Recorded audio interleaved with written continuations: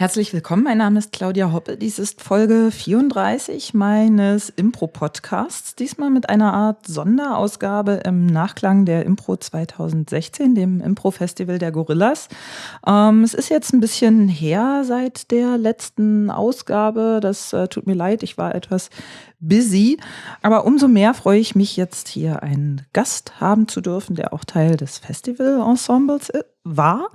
Denn das Festival ist jetzt schon vorbei. Wir haben Mittwoch, den 21. März, glaube ich. And now I'll switch to English and I want to give a warm welcome to Tess Degenstein. Hi. Hi, Tess. Hi. Or Degenstein, as we say in German. Yeah, exactly. Does that happen to you, that people call you Degenstein? Oh, yeah. Yeah, I like it, though, because I'm sure that's actually more accurate. Okay. That was probably the original way. Yeah, you think so? I think so, yeah. Uh-huh. Yeah, I think a long, long time ago, my family, German background, but I think living in Russia. Mm-hmm. And this was like a few hundred years ago. So it's, many, many great-grandparents ago. Yeah. And Tess, is it like the abbreviation of some longer name, like Teresa or something? Yeah, that's exactly it. No one ever guesses that. Oh. Yeah. Okay, what do people usually guess? People don't usually Terry. Sometimes people think Terry. Terry? Okay. Yeah. Interesting. I know. Or just Tessa. Tessa or Tessie. Huh. Okay. Yeah. Tess, where are you from originally? I'm originally from the middle of Canada, the prairies, as we call it, and it's the capital of the province Saskatchewan, and it's called Regina. What is it called? Yeah, that name again is Regina, with an R. Okay. I know. Yeah. Yeah, it's always fun to tell people who might, like Canada, everyone, because it's the capital of the province, people know the city, they've gotten used to it, that it's called that. Yeah. But when I go elsewhere and I'm like, okay, so I'm from this place called, you'll never guess. Yeah, to see people's reaction is fun. Yeah, nice one. So, where do you live right now in Canada? Now I'm in Toronto. Yeah, but unfortunately, or fortunately, I'm fortunate to travel across the country quite a bit with work. But unfortunately, I don't actually spend a lot of time in my home in Toronto. Okay. So, yeah. And since when are you living in Toronto? Well, I've been there for since 2010. I moved there around October, but then 3 years later, I think 3 or 4 years later, I moved to Berlin for a year and a half. Mm-hmm. And then so my Toronto time has been broken up by this wonderful year and a half that I lived in Berlin. So what brought you to Berlin then this time? It was it was love, but my boyfriend, who's still my boyfriend, he got a job working in Berlin for a year and a half, and one day he was doing some renovations on the house, and he just came into the other room where I was working and said, "I just got this email. Do you want to move to Berlin?" And I started crying. I was like, yes, I want to travel, and this is a great opportunity. And yeah. Cool. So it was kind of, I will never forget that moment in our house for sure. And he's still here? No, so it was always a temporary contract that had brought him here. He was working at Theater des Westens. Mm-hmm. And doing a show. So he knew that the show would be for 16 months and said, "Do you want to come for 16 months?" And I did, very much. Cool. Yeah. So what kind of show did he play? The show is called Gefährten. Yeah, I think I've seen the posters. The advertising, the posters and everything. Yeah. So it was kind of in the middle of, it seems like 2 runs of Tanz des Vampire, which I know was there forever. And now I saw posters that it's coming back. Okay. Yeah. And what did you do in this time here in Berlin when he was having this? Well, I had never been to Europe before I packed my bags to move here, so that was very exciting. So I took the opportunity to travel around quite a bit, and I was lucky because Berlin is so central. And I was lucky enough that it was actually, I was able to work as I was traveling around. So I was able to do improv in a number of different places, and in Austria and London, and here a few places around Germany. Yeah, so really fortunate. And then we did some traveling just for vacation and just for travel's sake, and went to France. And Italy and again to Austria. And it was a pretty magical year and a half. I feel really, really lucky. Nice. And I was also writing for a couple websites back at home. So I had an article or two a week due. So that kept me busy kind of a little bit in an office way. I was doing research and writing and occasionally doing interviews and things for that as well. So, and it was something I could do long distance. So okay, what kind of articles were you writing or publishing? They were. It was for, I guess, kind of a lifestyle website based out of Toronto and specifically for women. And so I was sometimes writing about my travels, or sometimes I was just writing about events that were going on in Toronto. So I was doing that long distance. Okay. Yeah, it was really that was really nice. It kept me kind of anchored back in Canada while still able to travel around. Cool. Yeah, it was nice. Really, again, really lucky. And what brought you to Berlin this time? I think I already mentioned it in German. The Gorillas Festival just ended, so yes, that's exactly it. Yeah. They were kind enough to invite me back after playing 2 years ago when I was living here. So how did you manage to get on the cast 2 years ago? Well, actually, it was fluky. Do you have this expression in German? No, I don't think so. At least I don't know it. Maybe there is an expression. Yeah, fluke is when you like fall into good luck, kind of. Okay. It just kind of fluke into it. It's a bit slangy, I guess. But I had friends of friends who had been quite involved with the Gorillas. So I knew the Crumbs, and I knew Kevin Galise, who's from Dad's Garage, and he performs with the Gorillas, and he knows Marie Velman, who's the I believe her official title in English is general manager, something like that. Yeah. Organizer, manager. Yeah. Yeah, and so I had. And Jacob Bannigan in Österreich. Österreich. And so I had them as I'd worked with all of them, and they were kind of references for me. And so when I moved here, I was just hungry to be creative because I was far away from my creative center. And so I reached out and said, we have these friends in common. I would love to get involved in any way I can. And they, I think, talked to a few of those friends and then invited me into the ensemble. Nice. Really nice. Yeah. Yeah. Cool. Really welcoming. Yeah, definitely. And how long will you stay in Berlin this time? In Berlin, I was here for 2.5 weeks, and now I leave tomorrow morning. Oh. No. Will you come back? Oh, of course. When I landed, it was pretty wild. Just coming in from the airport, I was like, oh, this actually feels like home.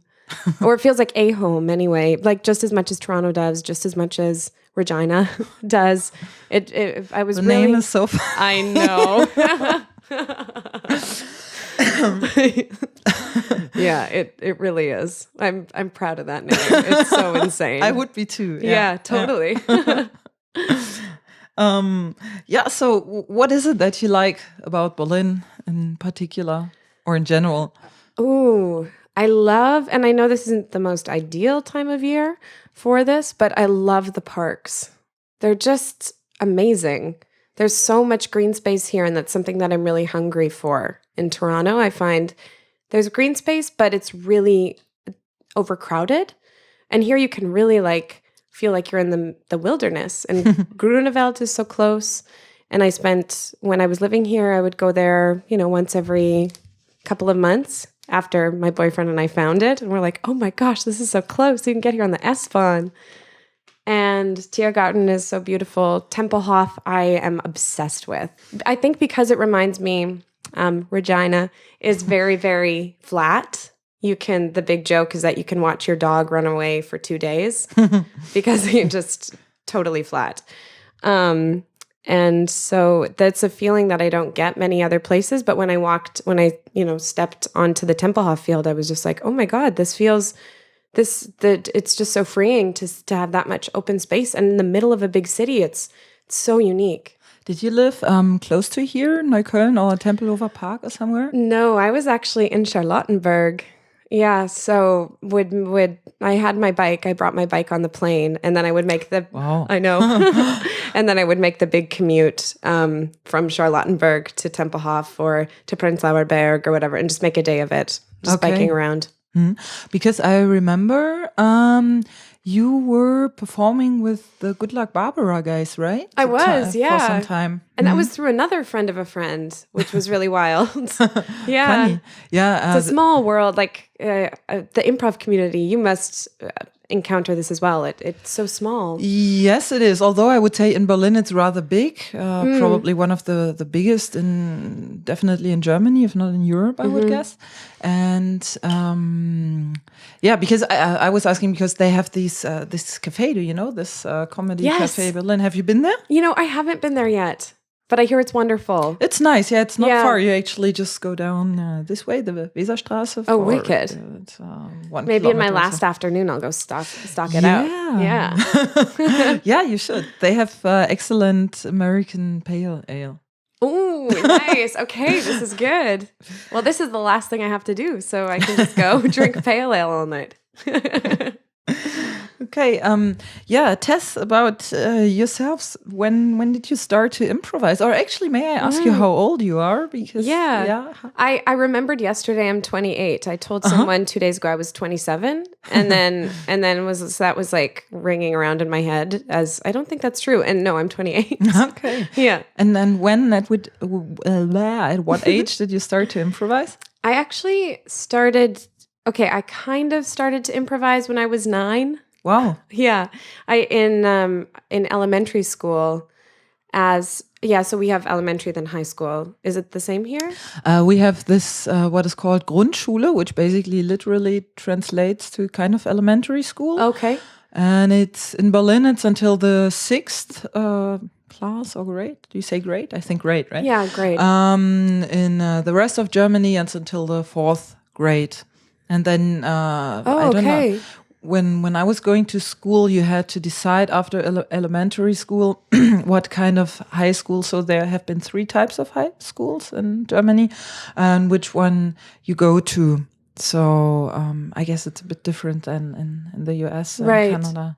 Yeah, and in Canada it's different all over too. So where I'm from, it was. Kindergarten till grade 8 is one school, and then grade 9 to grade 12 is another school. Oh, okay. So it was in the first block. It was around when I was in grade 4 that I joined like an improv club in school, but it was not so much about theater. It was more about a language exercise. Okay. Because we were doing it in French. Oh, okay. Yes, and I went to a half French, half English school where the programming was half in each language. And so to improve our French, they had us improvising scenarios in French, but it was still called an improv club, and we still did presentations, and there was like little matches, and all of the scenes were 1 minute long. Like it was very much for kids. And I did that from grade 4 until grade 8, and met some friends from actually other schools that are still my friends to this day. Wow. Yeah, doing improv at such an early age. Like it just builds communities so well. And then when I graduated into high school, we had kind of a more theatrical improv club. And there's something in Canada called the Canadian Improv Games. And so that's something that my school was really, really involved with.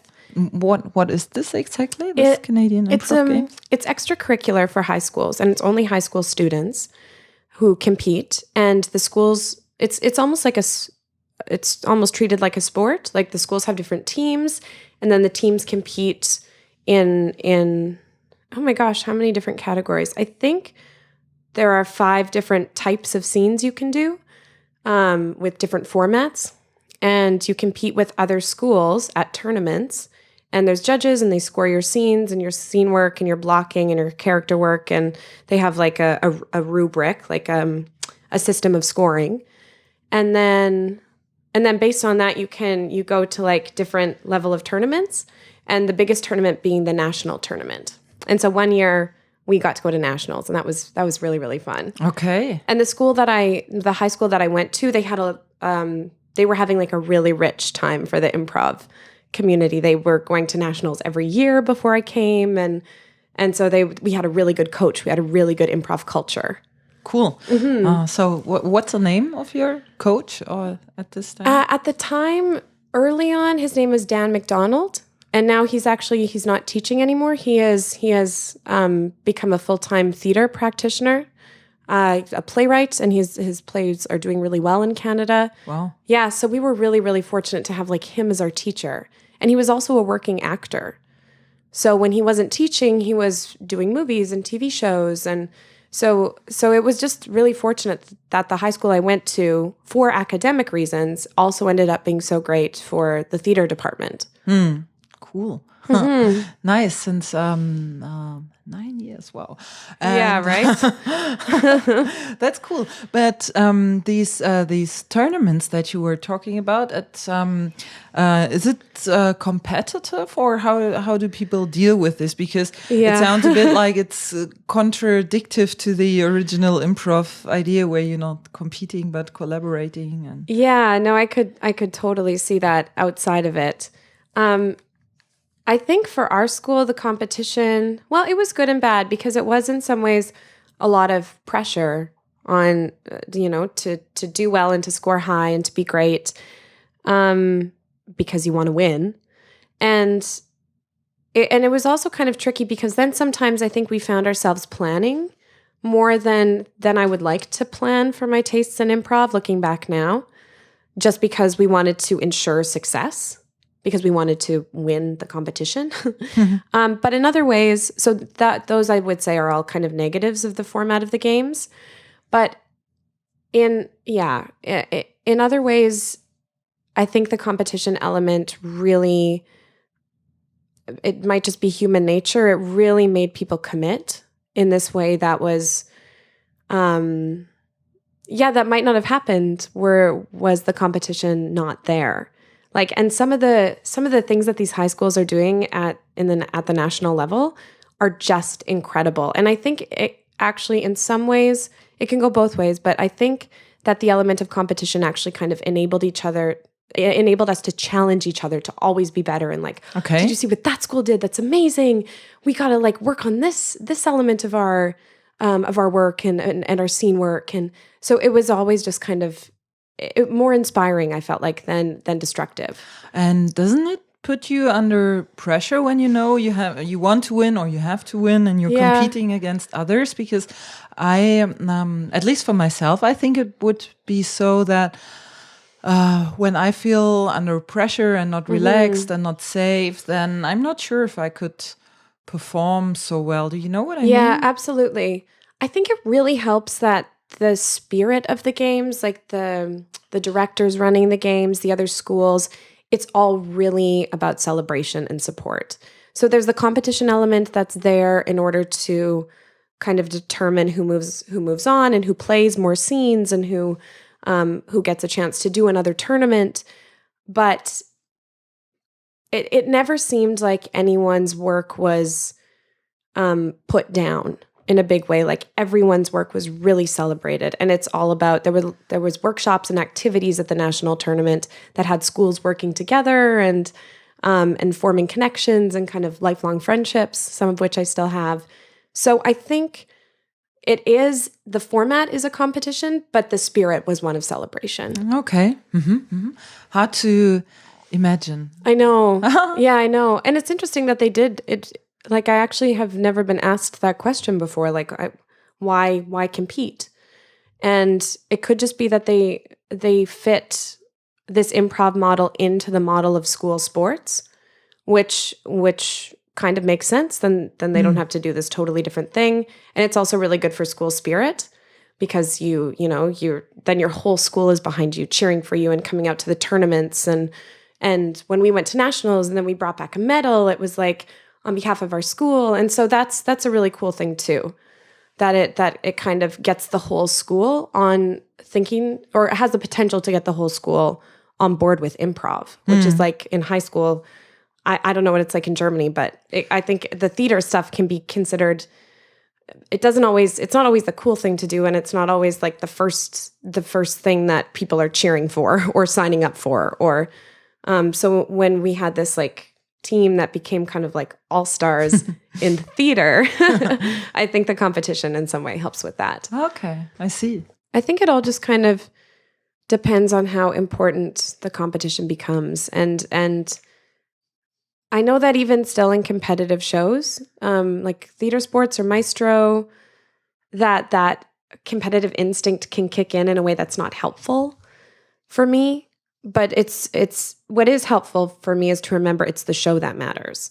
So if it's going to be, if I know a big comedic scene is just going to make the audience love me and we're going to knock it out of the park and then I'll win, but we just had a big comedic scene and maybe it would be good to have like a more intimate scene that might, not be as like, wow, razzle dazzle, might not make me win a competition, but is better for the show, then it's better to go with the scene that will be better for the show. And it's like, I'm slowly learning that too. So I can see how competition can kind of eclipse like take over, as opposed to the good of the show, the good of the audience, the good of the scene work, really. Yeah. Uh-huh. So, and what age were you when you won this Canada Improv Games? Well, just for the record, we got second. Okay. But it was so close. It was like, I still remember after I'm like, it's not that competitive. We were 4 points out of like hundreds behind. It's ridiculous that I still remember that. I was in grade 11, so I would have been 16. Oh, yeah. Okay. Yeah. And you stick with improv after that still. Yeah. Mm-hmm. And so what made you stick with it? Well, it all happened really, as we say in improv, organically, actually. After the games, I got really involved with the games as we have these referees, so they're kind of the hosts of the show. So I became a referee and a host, and then I became a trainer. And all the while I was getting really interested in long form and performing weekly with a company in Regina that was doing some kind of experimental long form. It was more just for, like, we had audiences, but it was more just for ourselves to kind of to play and experiment and find out together what long form could be. And then from there, I, on a total whim, like one night, really late at night, saw that they were accepting applications for the Vancouver Improv Festival. And I knew the director of that festival from Improv Camp, which is a summer camp we have that I had been attending. And his name is Alistair Cook. He's amazing. He's a wonderful improviser based out of Vancouver. And so on a whim, just kind of a random impulse, I decided to apply, and I got in.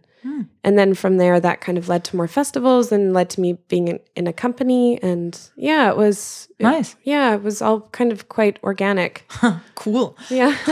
And let me know if I'm talking too much. No, it's fine. No, this is what you're here for. Okay. So.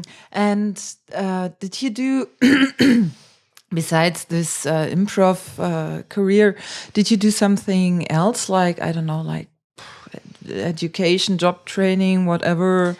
Yeah, well, around the time that I got into the improv festival, I had also auditioned for a theater program because I decided, like, hey, I want to make a go of this being on stage thing. And there was a really good theater program in the province right beside the one that I grew up in, right beside Saskatchewan.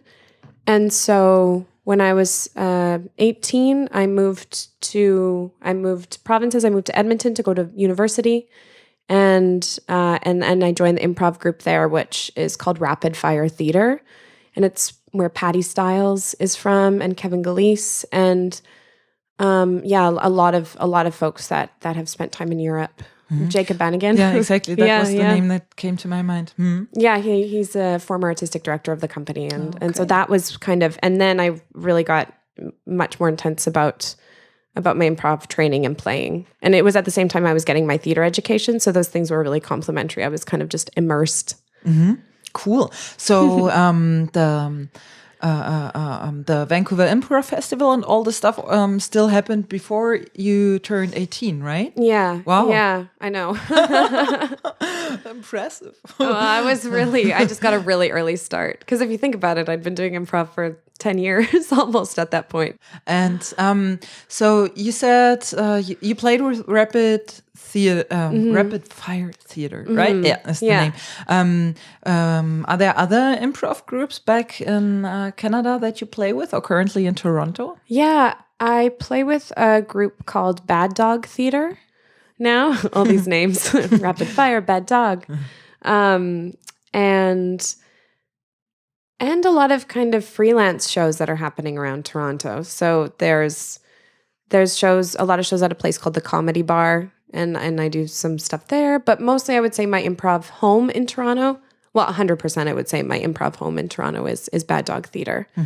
And it's a woman named Julie Dumais who runs the theater, and she's just so wonderful. The things she's done for the community and for improv in Toronto. And actually she used to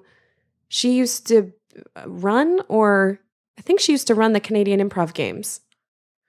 Yeah, so she's been a part of my life for a long time now, almost like a couple decades, almost my whole life. Wow. Yeah. And do you still have a group, like a fixed group in Berlin that you play with? No, I would love if that was true, because I want lots of excuses to come back. But I'll the Telson brothers who run the comedy cafe have been really welcoming when I'm back too. So okay. Yeah. So you had a chance to meet them also now this time when you stayed here. I actually didn't. We were emailing and trying to make it work, but yeah, hopefully the next time I'm back. Yeah. Or maybe you really managed to go there for half an hour or so. Yeah, exactly. Because Bump it's into not them. that far. Oh, that's good to know. Cool. So for how long have you been playing with the Barbaras here in Berlin then? I played the year I was here, so I played for about a year. Yeah, and that was so fun. Yeah. Okay. Yeah, I think I saw you guys also somewhere in Neukölln, but don't ask me about the name of the place. Oh, I never know the name of any bars in Berlin. I feel like none of them have names. And with Bad Dog Theater, how often do you guys perform in Toronto? Well, it's actually a really large company, and they've. How big is it? Well, I would say, I wonder how many people are on the roster. Like around 45, but then there's also a lot of other people from the larger community that do shows there. So there are shows every night and multiple shows every night. And then from that cast and from the groups that are training at Bad Dog and from the larger and from the larger community, that they're kind of the casts of all the different shows. Okay, and how often do you get to perform there? Well, I would love to be there more. I'm just not in Toronto as much as I'd like. So when I'm in town, I'd say it's anywhere from once a week, a couple times a week, or once every 2 weeks, but it's regularly.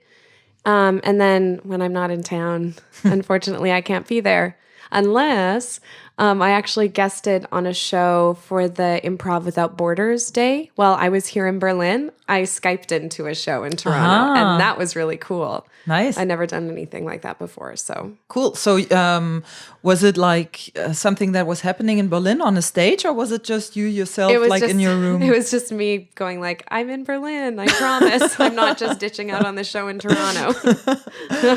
Cool. Yeah. So the Bad Dog Theater, it's like a real theater with an own like house or anything, or do they perform on? Yeah, they have their own location, and that's pretty. It's not new for them, but this location is new. Yeah, and it's really awesome. Like it feels just like, I want to say like a clubhouse, but in the best way. Of just the audience is really growing, and it feels like the audience and the players are all kind of one big family together. Like the space is just really, really warm, and also really really flexible if you want to do something kind of more slower paced, a bit not dramatic, but slower paced theatrical, or short form comedy. It all feels really possible in that space. And do they have one stage or several? Just stages? one, and it's actually quite small. It's like up really narrow stairs, and then there's a little bar where it's kind of all the doors open onto each other, and you're kind of always moving around people, but it really creates a feeling of warmth. And are you performing anywhere else besides Bad Dog Theater in Canada on a regular basis, I mean? Not totally on a regular basis with improv, but I am. Yeah, do you perform like otherwise as like real in quotes. real actor? Yeah, that's actually real theater, real live actor. That's kind of I've split my time about 50-50 between real live actor and like improv actor. Okay, yeah, cool. And can you are those two fields like I'm lacking the English word again? Or are they fruitful for each other? You know what? I wish they were more fruitful for each other. There's not a ton of crossover between people who are doing the real actors stage plays at our big, we call them regional theaters, and I think that'd be similar to Staatstheater. Staatstheater, I guess so. So there's not a ton of crossover between people doing the Staatstheater regional work and improv. I wish there was more. Yeah, because that's also my impression that actually it's two completely different things. So sometimes I'm even doubting whether improv has anything to do with theater at all, besides that it is on a stage and that it's live. But because it's so different, and the spirit is also so different. It is very different. But I'm actually coming up in the next few months. I'm doing a show that combines those worlds, and I'm really, really excited about that. How does it combine it? In what way? Well, are you familiar with Rebecca Northern? No, I heard the name. Yeah, but she's incredible. She's a Canadian improviser, and she's doing a lot of work right now to combine theater and improv. What she's doing, she calls spontaneous theater, as opposed to calling it improvised theater. I believe, or at least her company has that name, and she's from Loose Moose. She's a student of Keith Johnstone's. And so this show that she's created, it's called Blind Date, and basically it's an audience member going on a blind date with an improviser, with this clown character named Mimi that she's created. And the show has a kind of loose structure of how it could go. So it starts at a restaurant, moves, to the second location. Maybe they go back to Mimi's house or Mimi's uncle's house where Mimi's staying. But all of the dialogue, all of the full experience is improvised because it relies on that audience member that's brought up on stage. And so this is a show that's it's touring now around to the different Stadttheaters, like around to the different regional theaters, even though it's totally improvised. Yeah. And I'm just starting to train to do the Mimi role. So and I might have mentioned this or not, but it's also in Red Nose, so it's like in clown. It's a clown character, and so that's coming up in the next few months, and I'm going to start to understudy to do they have this word in German, to kind of shadow and be the alternate for Rebecca. Well, actually, Rebecca's already taught this amazing actress Christy Bruce how to do it. So now I'm being the alternate for Christy. Okay. Yeah. So what do you think? How often will you get to perform this? Well, we're doing a run in September for a few weeks, and then in October for a few weeks at a different place. And I'll do the matinees and maybe a few evening shows. So it'll be a few times a week. Cool. Yeah, for a couple of months. So that'll be a great experience, and I'm sure really steep learning curve for me. But I'm really, really looking forward to it. It seems, Yeah, when Rebecca asked if I wanted to do that, it was the same thing of actually Ryan coming in and going like, I just got an email, do you want to move to Berlin? And going like, oh, that's perfect. Like it was the same feeling of like, oh, this is exactly creatively what I want. And what I'm lit up by right now is the two worlds of theater and improv, because they've been so separate in my life for so long, but of them finally colliding. So yeah, I'm excited. Cool. Tess, do you have a favorite improv format? Any kind of long, short, whatever game or? I really like when you get personally, I love being one character for the whole show. I think that's a fun challenge. I used to do a form with Kevin Galise that we called Stick People. And it was called Stick People because we stuck in one location for the whole time and played the same character for the whole time. And it was in real time. So it was one scene, 45 minutes to an hour long, 2 characters. And I loved that. And at the beginning we did some scene painting to establish what the location was, and then we entered it and just let her ride. And so I love that format, and I really love a format we developed in Toronto called the Guest List. Is that what it's called? I think so, yeah. Guest List? I don't know why that's sounding weird when I say it out loud. I've got festival brain and German brain, but I think it's called the Guest List. And it's the same thing where you play one character for the whole time, except this is everyone's at the same event or the same party together. And so it's all the characters interacting in different 2-person scenes, but you can never have a scene with the same person twice. Okay.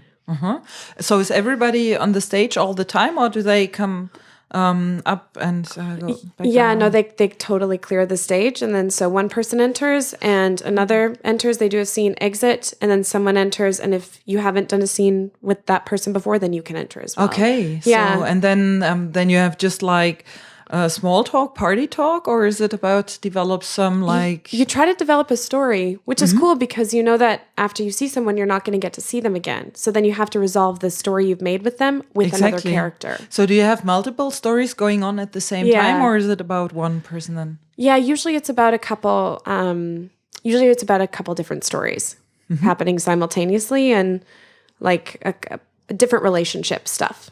So that's what I really love, is getting into relationships and character. And then in the end, there's one scene with everyone together. And it's usually kind of when the event happens. So if it's a birthday party, it's usually singing happy birthday and giving the cake.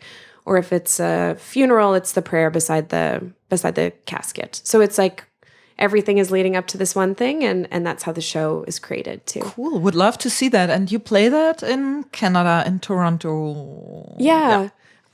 We've done a couple runs of it. But I haven't played it actually, I'd say, in a year. So it'd be nice to bring it back. Or maybe you can bring it to some kind of festival. Yeah. Because some people, I think some of the performers, they bring their own show, isn't it? Like yeah, this? they do. Oh, and actually, I'd love to give a shout out to the Norwegian group that was here, Det Ande Teatret, which I'm sure I'm butchering when I say it. But they do this improvised Ibsen show. And I was seeing that, I was like, oh, again, it's this combination of theater and improv that's happening in such an exciting way. And I found really, really inspiring. Cool. So that was cool. They brought that format. Yeah, actually, Niels from that Andere Theater, he was my last interview guest before you 2 months ago. So. Oh, Niels is awesome. Yeah, he's pretty cool. Yeah, it was good to see him. And they were playing the romantic comedy format, which you guys have been playing. Was it 2 years ago here in Berlin? Yeah. That was also pretty cool. Oh, that's great. I would have loved to see that. Yeah. Yeah. The Norwegians, they are doing it awesome, I think. I think so too. Twice and very impressed both times. Yeah. What did you really like about it? What worked in it for you? So for me, it's different things that I liked about it. So one thing is that the 2 main characters mostly stay the same. So the person mostly stay this character. Actually, when I saw it in Sweden, they were playing only the main characters, the heroes, and the 2 other persons are playing all passengers or side characters or friends, which is really nice. Yeah. And I thought they have a plan, like they have several stations that they do in the format, but actually they don't. At least that's what Neil said. He said they do it pretty freely and see what's coming up. And of course, I also like that it's about relationships, because that's what matters, at least for me. Yeah. On stage, and I'm just a fan of romantic comedies. I think I've watched every romantic comedy that has been made in the last 15 years. At least the popular ones from Hollywood. Well, nothing wrong with Love and Love. So, okay. Oh yeah, I'd love to see them play that. I think that company's amazing. Yeah. Mm-hmm. Also, to mention one more format I really like, because I just remembered. There's a forum in Toronto that we're doing that's called the Curator. Do you know this word, curator? I think in German it's probably Kurator. Oh yeah, I guess I would guess they mean the same thing. It's someone that like makes that curates art at like an art kind of gallery. Yeah. Uh-huh. Puts it together in a certain way. And so we do this forum called the Curator, and I can hear it with my curator, with my English North American accent. I think I like the way you say it much more. the German way? Yeah. Kurator. Kurator. Some people might find it hard. Oh, I like it.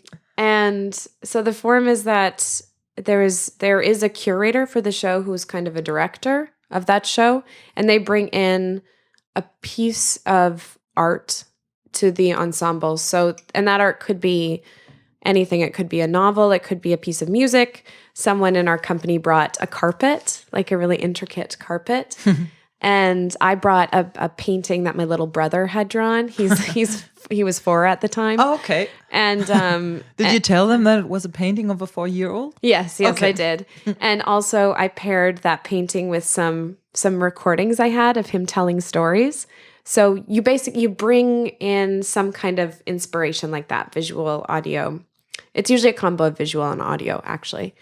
And then you present it to the ensemble, and then you, as the curator, distill something from that.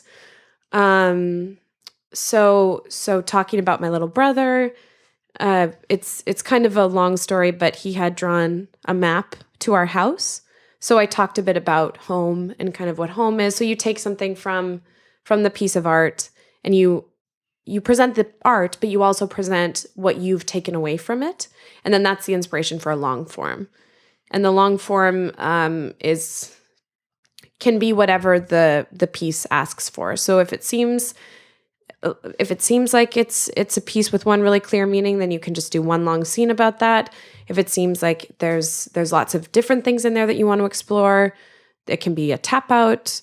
If it's like a very, very fluid piece, the transitions can be fluid. Or if it seems kind of dramatic and exact, then that's how you aim to make the transition. So it's like everything comes from the art. And I find that really challenging and interesting.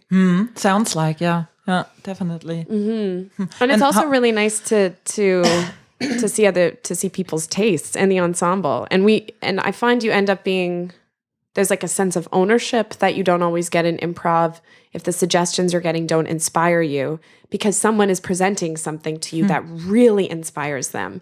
And going from there is I think it's a magical place. Cool. Yeah. And how many people or how many persons do you usually perform this format? About 8. I'd say there's 10, maybe 12 in the cast, and then usually there's about 4 that can't make it to every show.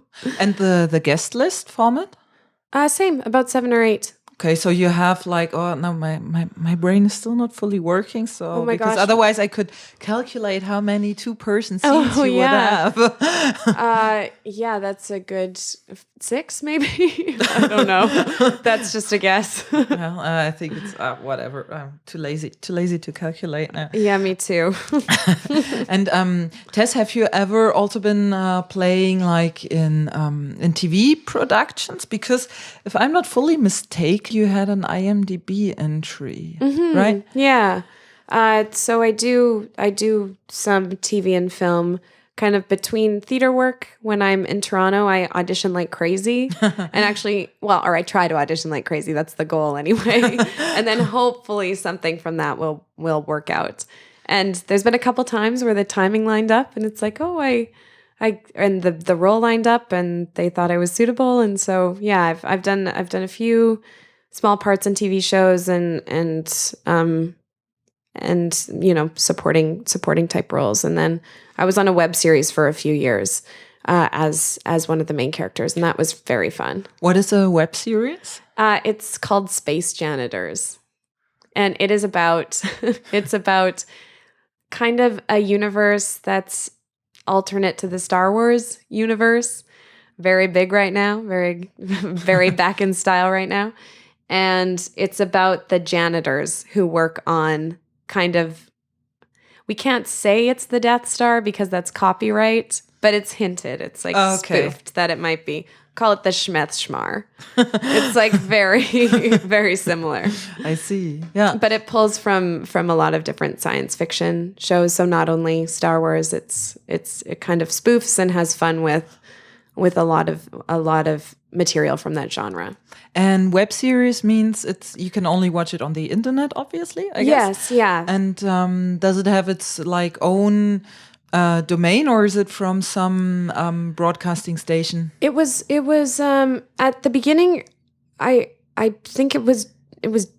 What was the? I'm really messing up because I can't remember the first place where it was broadcast. But for the next 2 years, it was with a website called Geek and Sundry, and it's quite a popular website in North America, and so website and channel and distribution company. So that was really cool to be with them. Yeah. Okay, and so I guess you don't have any other day job with what you just said. What's all the stuff you do? There's probably Yeah, it keeps me. I've been fortunate. It keeps me really busy, which is great. And there may be a time where that runs out. So now I'm just trying to really enjoy it. Yeah. Cool. Did you ever had a day job? Or, yeah. I've had, I used to work at a restaurant, at a vegan vegetarian restaurant, but that was even really fun because it was all these women artists who worked there and it was small and we knew the owners and the owners were friends. And so that just kind of felt like a constant kitchen party with friends, which was amazing. Nice.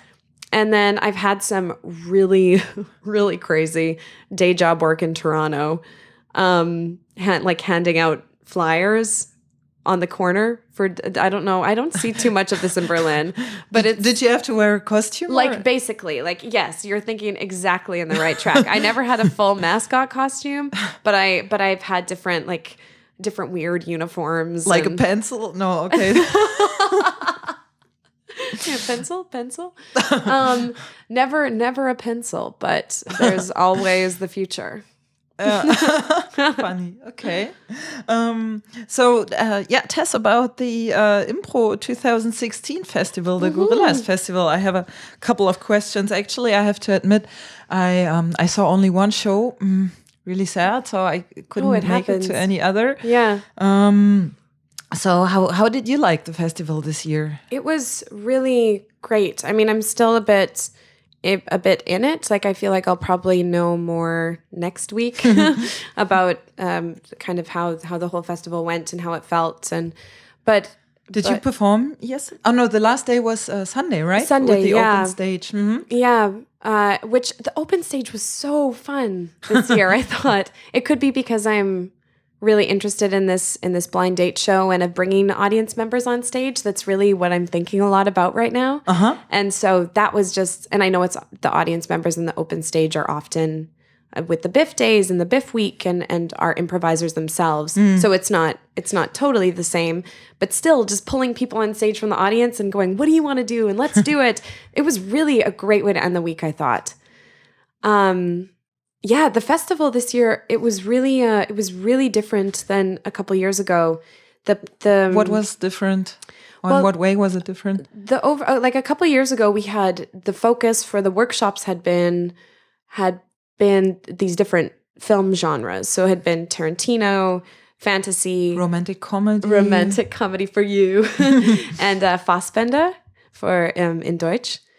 And this year, and that's kind of a way of playing that's very familiar with me, like making longer stories and doing genre work. All of that felt very comfortable, which was great. Then we just got to kind of dig in, learn the skills, and play the shows. But this year we were working on kind of the refugee situation. That was the overarching theme, was borders, limits, and freedom. And so we were working on a show that was inspired by real stories from refugees that came in and spoke to us, and newspaper articles about the refugee situation right now.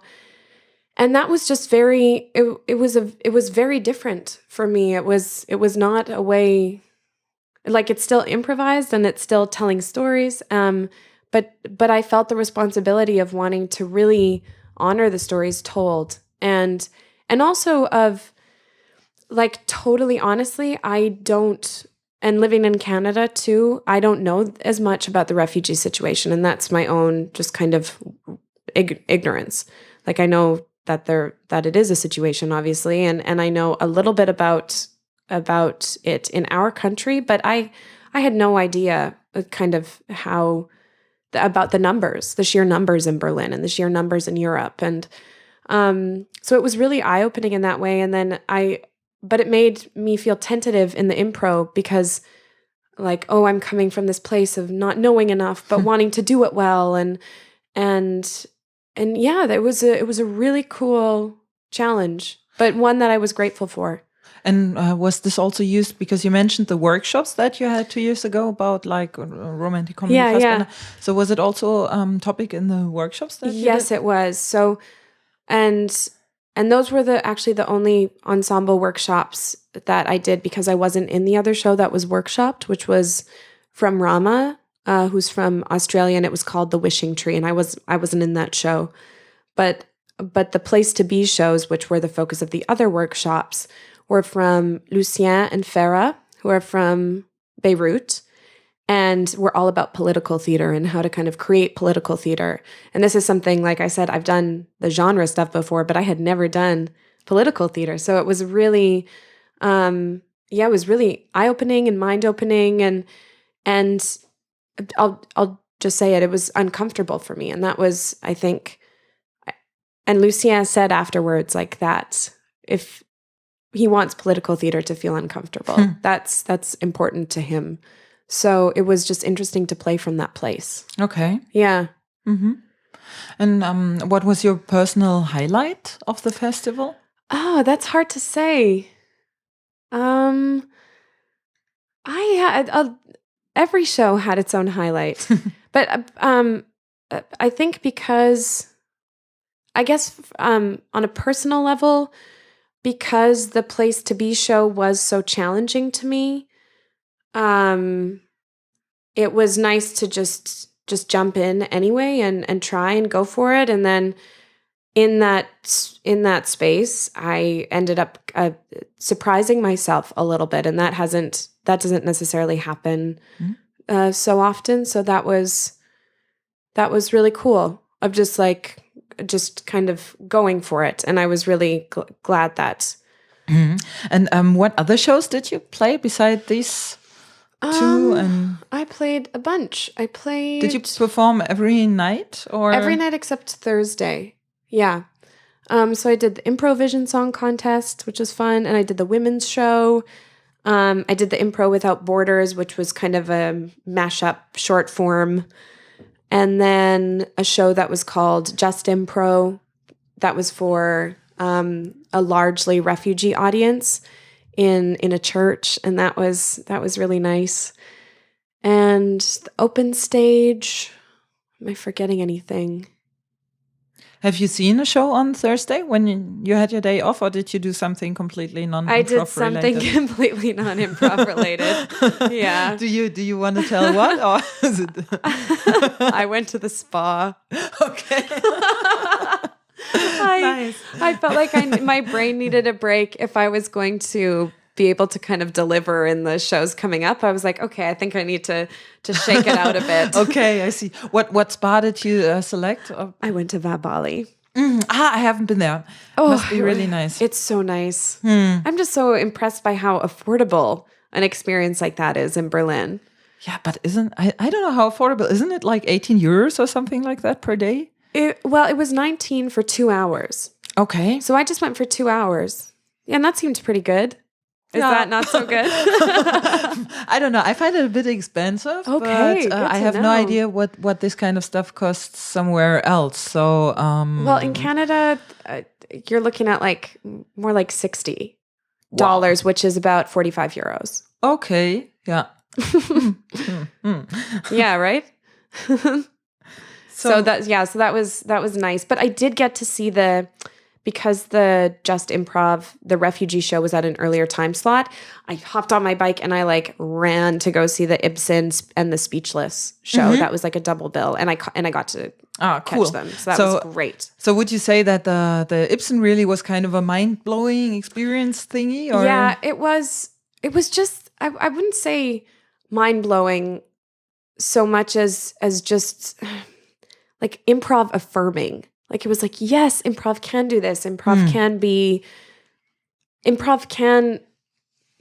not that it took itself too seriously, but it did the thing it promised, and it didn't apologize for it by saying like, oh, it's improvised. So, which I think is a bad habit I know I can get into, is of like, oh, well, whatever, if this doesn't go well, if this song doesn't go well, or this scene doesn't go well, the audience knows it's improvised. So, it's kind of using or falling back on the fact that it's improvised, as opposed to going like, no, why don't we aim to make it as efficient and good as a scripted show? So that was, and they did that, and they nailed it, and never backed off from it.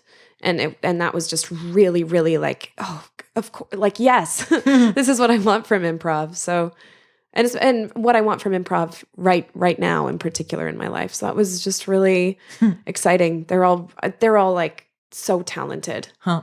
Could you imagine ever having a life without improv in a couple of years or whatever?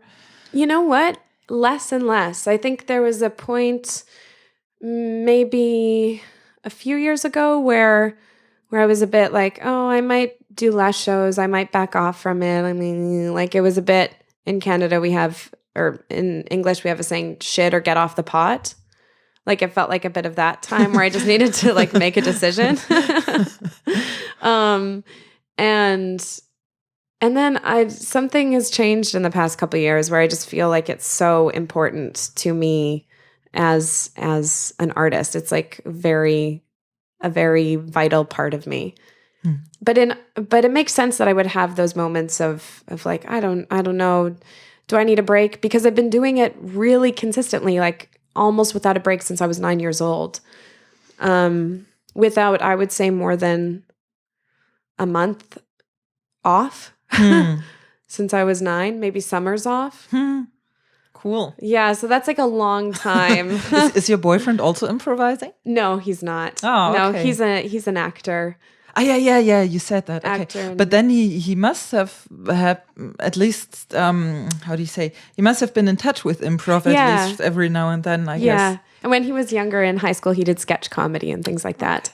So he has kind of that way in. But he's so supportive and so awesome, and comes to the shows and asks questions, and so often I'll, like, before a show just be like, what are you thinking about? What's on your mind and exciting you? And if you went to see a show tonight, what would you want to see? And I just find him really, really inspiring. And he often says something that's just like, oh, of course, yes. and so I'll be like, that's going to be what I think about tonight. It's almost like getting a suggestion before I get a suggestion from the audience, because he's really wise. Okay. Tess, so I was about to ask you if yes, where people could see you while you're still in Berlin, but you already mentioned you're going back tomorrow. So, Yes. but maybe we have some audience, some people in the audience who are from Canada, or maybe people who go to Canada. So where can people see you in Canada the next time? In Toronto or somewhere else? Yeah, in Toronto at Bad Dog Theatre, I'd say is the easiest place to find me. And on the internet, you can always find me on Twitter. And there you tweet, or you do you say you tweet? Yeah, You absolutely. tweet when you perform the next time. So? Yeah, I usually do. Yeah, Okay. so that's just at Tess Degenstein. Okay, so people, if you want to see Tess performing live, then follow her on Twitter, and then you will be up to date all the time. Yeah, absolutely. Cool. And yeah, is there anything else you would like to say? Maybe some wise words or whatever that you want to give the audience on the way? Or Oh my gosh, I don't know. I feel a bit kind of drained of wisdom. Yeah, no worries. So Okay. Get lots of sleep, eat lots of good food, get outside. Very good. Those are all the things that I'm like reminding myself of. and do you manage to do them? Like to fulfill? Yeah, for the most part. I haven't, for the most part. Sleep has been a bit on the not happening. Yeah, okay, because of the festival. Yeah. So I have some to catch up on. So it makes sense that those were the words on the tip of my brain. Yeah. Okay, and besides your Twitter account, do you have an own website that No, I don't. That's kind of the easiest. Twitter's kind of the easiest way. And Bad Dog has a website if you want to check that out to see photos and kind of the types of shows that we're doing there. Yeah, you can find all of that. I believe it's Bad Dog. If you just Google Bad Dog, Bad Dog Theater. Okay, I will also Google it and link it to the article of the podcast. Yeah, because I'm not sure if it's .ca. I think it is. Okay. Okay, then thanks, Tess, for being here. Thank you so much, Claudia. I time. really, really appreciate it. This is nice. Yeah, and I hope you have a safe flight tomorrow, thanks. and maybe you still get to see the Comedy Cafe Berlin. Yes, I hope for this too. You'll have to once we're off mic, you can give me directions, and I'll hop over there. Ja. Okay. Ja, ich switche mal wieder auf Deutsch. Das war Folge 34 meines Impro-Podcasts. Mein Name ist Claudia Hoppe und ich sage Tschüss. Tschüss.